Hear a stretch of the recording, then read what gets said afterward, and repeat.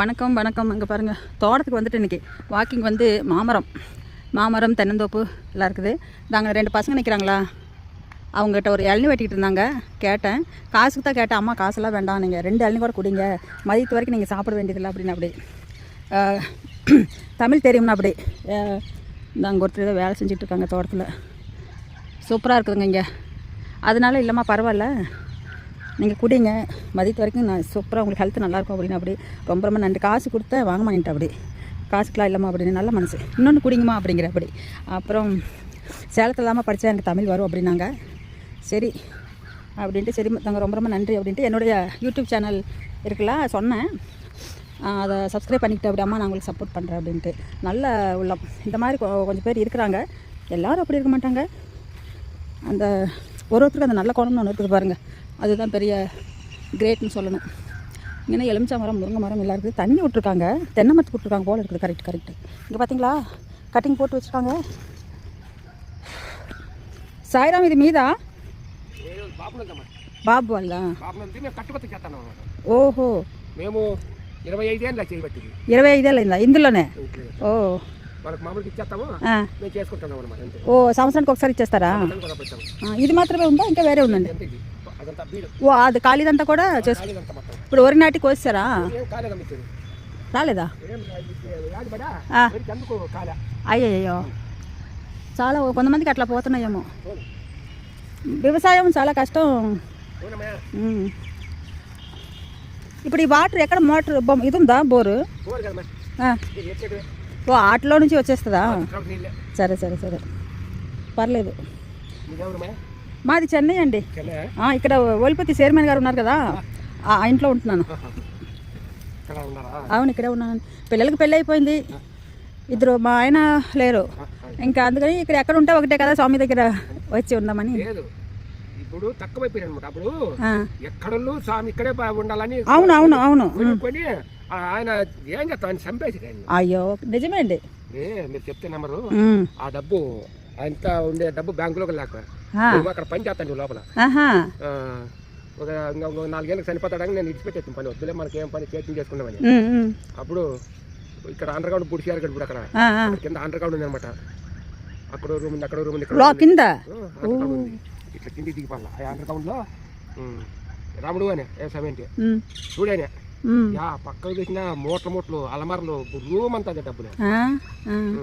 మీ నాయన రాడు అది ఇది అని యారాని ఇస్తారు స్వామి ఇక్కడ మమ్మల్ని అంటే ఇంకొన్న ఫ్రీకి పంపిస్తే అది తీస్తుంది మా రకం లేదు. ఓ సరే పర్లేదు, అంత అదృష్టం కూడా మీకు తగ్గిందంటే గ్రేటే. వాటి నుంచి పోతుంది, తీసుకోండి డబ్బులు వద్దండి ఏమైనా.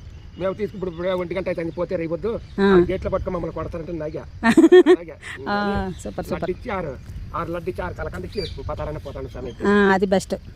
అప్పుడే ₹1,00,000 తులం బంగారు ఇవ్వాలని అట్లా అనుకున్నారు. అట్లా ఆయన అన్నాడు, రాసినాడు అది కూడా. ఓ కానీ ఇవ్వలేదు. నా కొడుకులంతా పాదెంగుతారే అని. అదే నిజమే. ఆయన శక్తులన్నీ కడచేసి ఆయన ఉన్నప్పుడు జనం కూడా ఫుల్గా వచ్చేవారు. ఎక్కడ చెప్పకూడదు అంతా. నేనే చూశాను కల్లారా, స్వామి ఇగో ఇలా వెళ్తుంటే దగ్గర కూర్చున్నాను, అలా చూశాను. నేను ఆడందకన్నా పని రోడ్లో అంటారా? అదే ఓ సూపర్. అవును. కానీ స్వామి చేసినంత ఎవరు చేయలేరండి. తమిళనాడుకి 500 కోట్లు ఇచ్చారు వాటర్కి. ఇప్పుడు కూడా ఉందమ్మా, ఇప్పుడు కూడా పెడుతున్నారు. ఇప్పుడు కూడా ఉంది డబ్బు. ఈ ముండా కొడుకు వాళ్ళన్న కూడా సరిగ్గా చేయలే పని. అవును సరిగ్గా లేదు, చేయలేదు. అవునవును. ఇప్పుడు అమెరికాలో ఎవరైనా నిలవారినారంటే పుట్టపరచకి వాళ్ళకి అక్కడే చెప్తారనమాట. ఏదన్నా ఇచ్చేది అనుకుంటే ఫస్ట్ కేండి, బయట ఇవ్వకూడదు అంటారు వాళ్ళు. కొంతమంది ఏం చేస్తారంటే బయట ఇచ్చేస్తారు. అవును బయట ఇచ్చిపోతారు. అవును అది పెద్ద మనం ఉండేది ఎట్లా బతికిద్దాలా మన ఊరు అనేది లేదు. ఏం చేసుకుంటారండి, ఈసారి ఏదో ఖర్చు పెట్టారు 100 సంవత్సరాల బర్త్డే అని.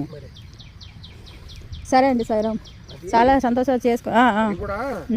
ఆయన ఏం ఖర్చు పెట్టలే, నువ్వు అంటాడు అతను ఖర్చు పెట్టలేదు. ఆయన పెట్టలేదు, దండిగా ఇచ్చారు. అవును తెలుసు. ఒక ఆయన అయితే మొత్తం పాలు పెరుగు ఆ ఇత్రాకులు అన్ని అతనే సప్లై. ఓ సప్లై మొత్తం.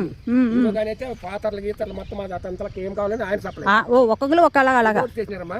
ఇతను ఏంటి లేదు. అవునవును, చాలా కోట్లు వచ్చిందట ఖర్చు. అది చెప్తాను, నాకు కోట్ల పని వస్తుంది. ఇప్పుడు నువ్వేమంటావు అంటే ఇదంతా ఉండి నేను ఏం చేసుకోవాలి, నాతో ఉండి అంత ఏంటి. అవును అవును, ఆడబడిన పెడితే తింటారు. అది గొప్పదండి. గొప్పమ్మా. చేసే పని అంతా అదేనా? అవునండి. ఏంది లేదు అట్లా. అవును అవును. ఇప్పుడు నువ్వు ఒకటి చెప్పాడు చూడు, గుర్తుపెట్టుకో. 1 லட்ச ரூபாய் எடுத்து போக மாட்டேன். அவர்கிட்ட நான் தெலுங்கில் பேசணுங்களா? இங்கே பாருங்க, ஒரு சுண்டேலி இறந்து கிடக்குது பாவம்.